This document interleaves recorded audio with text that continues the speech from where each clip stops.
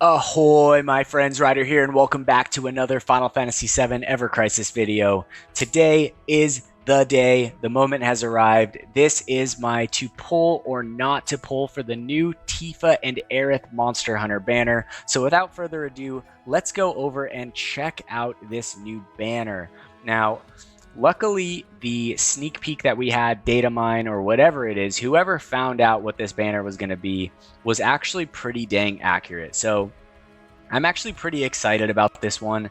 I do think that there are some tricky things because there are some really good aspects of this banner. But that being said, I'm just going to basically explain everything about what I feel about this banner, my thoughts on pulling for it or not. But essentially, let's do what I like to do. The first thing is I want to see the actual animations for these weapons. So Tifa should be right here. It is kind of cool. She kind of like becomes like a little drill and just like goes at the enemy right there. But it does look like it is a decently fast and cast animation on Tifa's right here. So let's take a look 1 second. So yeah, it's a little bit of a setup for it right off the bat, but it does look cool. Aerith's also pretty simple for a support weapon, but honestly, Aerith's weapon is so absolutely fire on this banner. Now let's take a look at the costumes themselves. Honestly, Tifa's has grown on me. When I first saw it, I was like, oh, out of all the creatures in Monster Hunter, they chose Kirin. But actually, I kind of like it. I like this silver fox tail. Kind of reminds me of Kurama from Yu Yu Hakusho. I don't know if you guys have ever seen that. It's an old school anime. They just made a live action adaptation of it. Live action was not that great, but that being said, honestly, it has grown on me. I do like the little unicorn horn. I like the white, black, and red. Those are colors that I like. It's not her best looking costume, but I mean, this is Tifa, guys. She does kind of look great in almost everything, right? Or basically everything. So yeah, the costume is pretty good. It could be worse, for sure. Now, as for Aerith's, I actually really like Aerith's. When we're looking at a costume for like a healer or something, this has such like an old school Japanese vibe to it. The long red skirt, the kind of tassels that come down on her back right here. Also the white, red, kind of black color compositions. I love the little tied ribbon in her hair, and it just fits so perfectly. Oh, she's got like a little moonstone or like a tooth on a pendant right here. And also it just fits so perfectly with the weapon itself. I really like this costume for Aerith. It does look absolutely phenomenal, and I just think it's really cool. Alright guys, so that being said, let's take a look at the actual stamp cards. It should be the same as all limited ones, which means we should get a guaranteed weapon on page 1, guaranteed costume on page 2, and then it looks like there are 2 more guaranteed weapons of your choice on the second page. So that's 3 total, putting you at OB2, plus a guaranteed 5-star on the 6th stamp right here, yeah, etc. Alright, so good banner, despite the fact that it is limited, guys, and limited is always super tough, right? They're tough to get around, and I feel like this is a strategy game, and part of the aspect of that strategy is how to pull, how to save your crystals, and how to make it through the journey that is this game while not being able to pull on every banner, especially if you're a free-to-play player, meaning that for the majority of banners, you're skipping, right? You're waiting for that thing that is absolutely phenomenal, guys. Now, I know that I say on almost every single one of my to pull or not to pull videos that you should wait to see what's coming. And the reason that I say that is because unless you know what's coming, then at least you have something to compare it to. However, I think that this is going to be one of those very rare times where Aerith's weapon is so freaking good, along with her costume, depending on what you have, that for a lot of people, I am going to recommend going through the first stamp card. Now, I'm going to get more into that and talk about it more in detail based on certain things, whether or not it's worth it based on costumes you have, etc. But I will say that in terms of who I think dominates this first stamp card, which means takes precedence on this banner, I'm giving it to Aerith hands down. Her weapon is SSS tier, guys. Tifa's is great, don't get me wrong, but the R abilities are a little shy of what we're looking for something absolutely fantastic. It's still fantastic. It's still great, don't get me wrong. But that being said, let's actually get into it. Let's take a look at Tifa first, and then we'll talk about Aerith. All right, so let's look at the Kirin gloves. So the Kirin gloves, base 5-star, level 120. We have a magic attack R ability stat of 20 points and 12 lightning potency. Now for a weapon like this, I feel like I wouldn't really want to pull for a weapon like this unless I could get it at least OB4 on the banner, because then at least I can ensure that I can get it OB6 in a reasonable time frame. Now, for free-to-play players, that's going to definitely take longer. I'm not sure how long it would take to get 400 character-specific weapon parts, but it's probably going to be between 3 to 6 months, right? But at least it's in the vicinity of possible, right? Because if you got this OB1 and you're thinking about trying to get it OB6, that could take freaking forever. So if you are thinking about pulling on this banner and you have less than 50k, walk away from it. Or at least walk away from Tifa, all right? At least walk away from Tifa.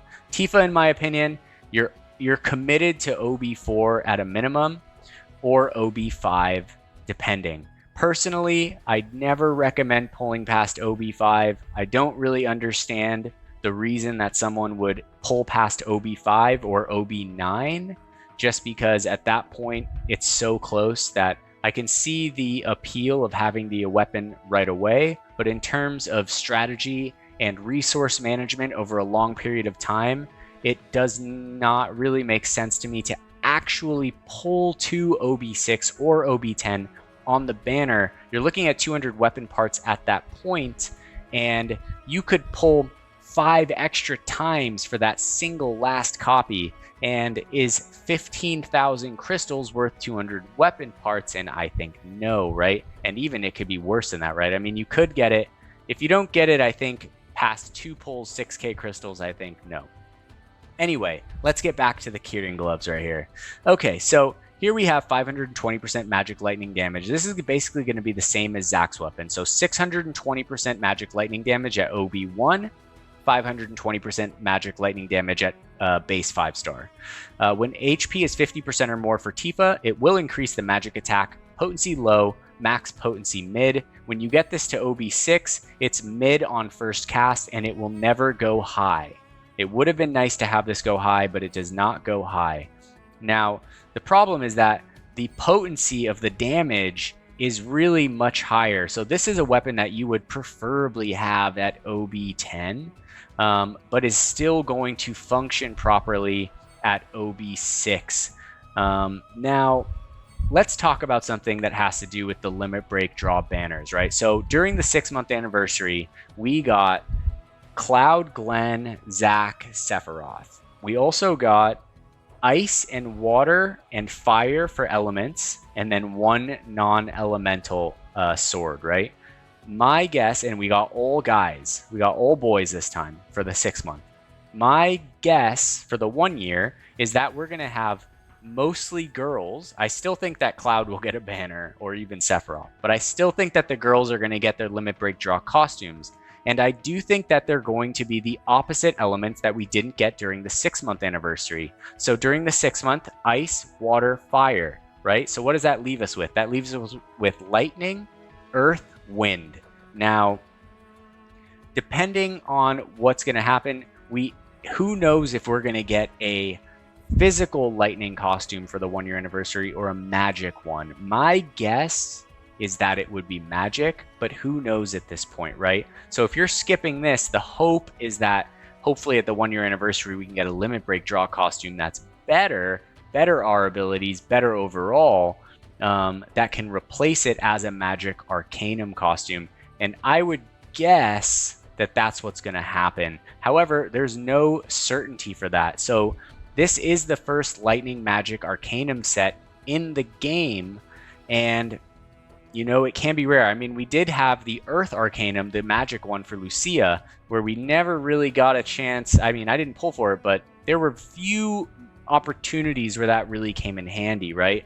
Now, Tifa's more of a popular character. I'm guessing that there is going to be some lightning, magic, weak bosses here in the future, since more people pull for Tifa than for Lucia, right? So it is hard to say, but let's take a look at the support materia here. We have magic ability damage plus 20%, magic ability damage plus 20%, so both pretty solid, and X sigil boost. I do love sigil breaking materia. It does make certain fights a lot easier. Now, if we look at the R abilities here, at OB6 we have magic attack 27 and lightning potency 27, basically carbon copies of Zax's Zenogre Blade. However, if we take it to OB10, magic attack at 31, not the greatest, and boost lightning potency at 39, which is standard. So the magic attack is less than standard. Normally this would be 46, right? And the lightning potency is standard. So the weapon itself is definitely a power creep.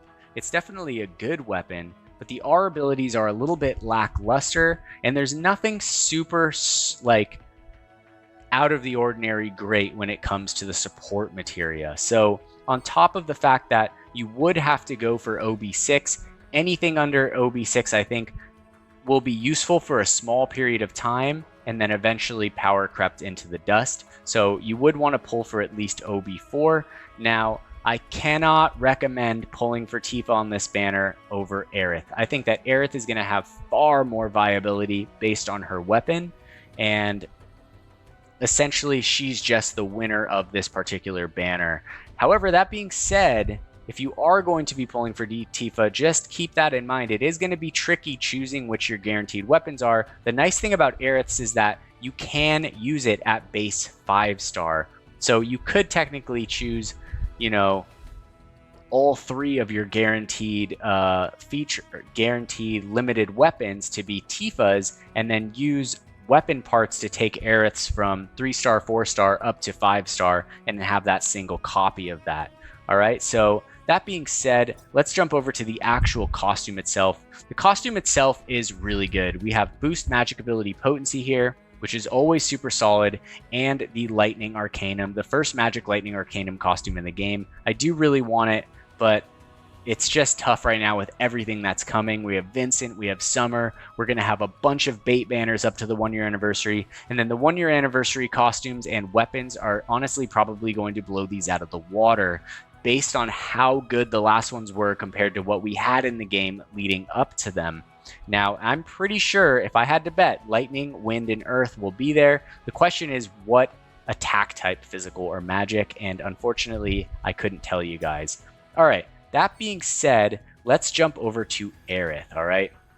So Aerith has the Kamura Wand, which is a fantastic weapon for a lot of reasons. Now, I'm going to say right off the bat, I highly recommend each and every player in this game to pull for at least one copy of this weapon. And there's a couple ways you can do that. You can pull to the first 6 stamps, get that copy, and bolt out of the stamp draw. You can do one pull, hope you get a 3-star or a 4-star version of the weapon, use weapon parts, take that to 5-star, and be done. This is going to be a great weapon for a lot of reasons, and those reasons are physical attack is increased mid to high, 2 casts, it hits high at base 5-star, which is great. It'll also raise magic defense mid to high on 2 casts as well when your HP is over 70% or more.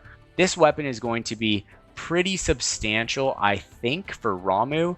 Correct me if I'm wrong, but I'm pretty sure Ramuh is weaker to physical than magic. So for the EX2 Ramuh that'll be coming out in August, I think that this weapon would be really good for it. And I also just think it's going to have a lot of viability in the game, more or less over time. On top of that, we have a great HP stat at base 5-star, 30 HP points at base 5-star, which is really fantastic. Buff debuff extension at 12, and this weapon is meant for the main hand. So if we look at the support materia here, we have magic ability damage plus 20, we have heal ability potency plus 20, so you can put a Cura here, it's going to get even stronger. I'm pretty sure this works with healing Asunas as well, so you can increase the potency on healing with those, which is pretty freaking awesome because they're a 3 ATB cost, and if you can raise that by 20%, it's going to be pretty dang strong of a single target heal while also being able to cast it with less ATB. And to top it all off, to put the freaking cherry on top, it has an all cure in the third materia slot. So this has the capacity to AoE heal, boost single target heal, do damage, raise physical attack to high for the entire party, raise magic defense to high for the entire party, and do a small potency AoE heal at the same time while giving HP and buff debuff extension. I mean, like, it hit the best of all worlds here, guys. It's very, very good weapon. So if we look at it at OB6, it's going to be instant cast on the physical attack to high along with the magic defense because it is a drastic increase in both. The R abilities, HP will go to 40, buff debuff extension to 27, magic ability damage plus 20, heal ability potency. Oh yeah, we already went over that stuff. But anyways, guys, if we take this to OB10, now I think that OB10 is a bit of a stretch on this weapon. I think that ideally, honestly, I think a ton of people will be perfectly happy with this weapon at just a single copy or an OB1 version of it if you have the resources to actually go to OB6. And I only recommend that for people that are basically where I'm at in crystals, which is 80,000 or more, essentially.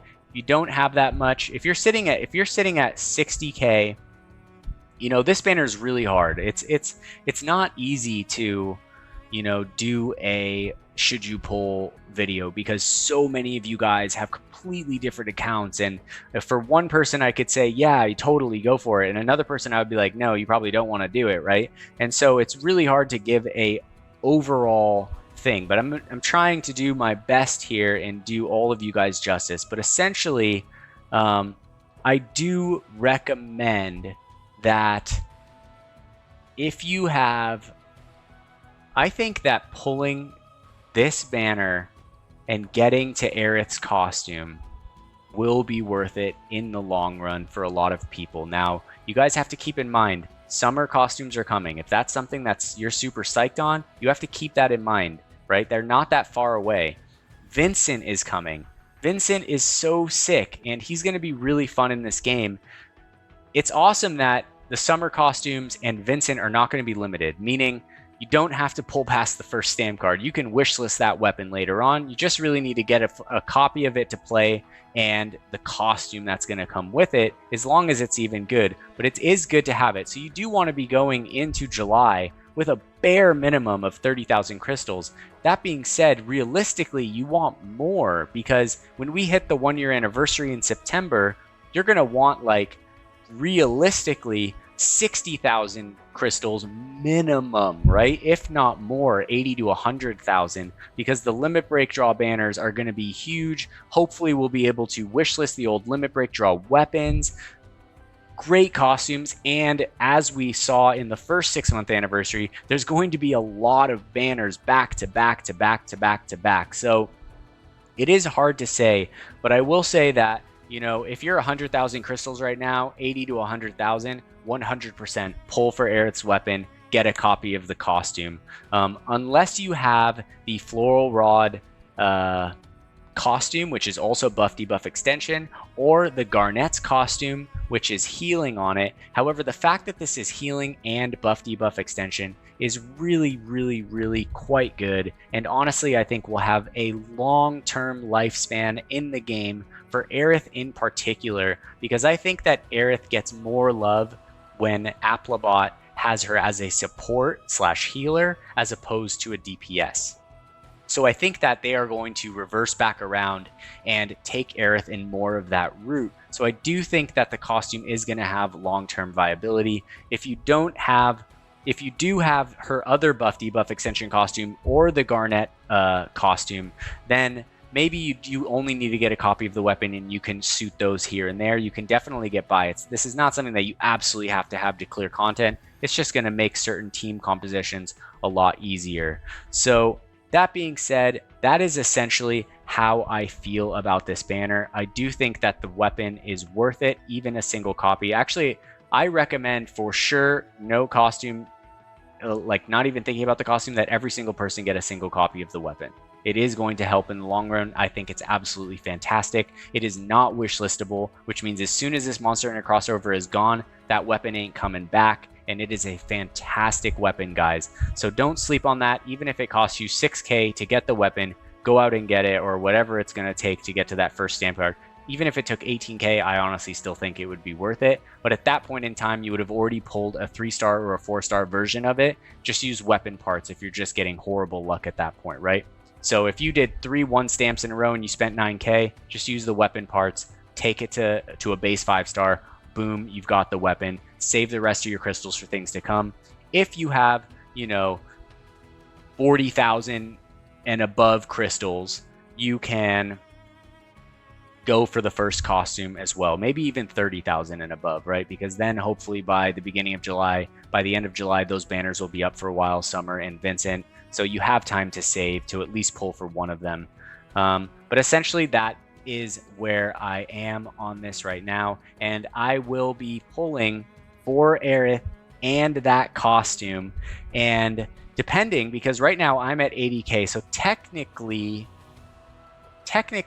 I could pull through the second stamp card. The problem is that if I didn't get lucky on Tifa, I do feel like it would be a waste. So that is the risk and the danger here, guys. So I just want you guys to keep that in mind. That being said, I wish you guys the best of luck. These banners are really tricky and tough, and we all have to take it in stride together and work together in order to persevere through the game without letting it rip a hole through our wallets and burn them on fire forever. All right, guys, that being said, if you enjoyed this video today, if it was helpful, don't forget to drop a like, and don't forget to subscribe to the channel for more Final Fantasy VII Ever Crisis content.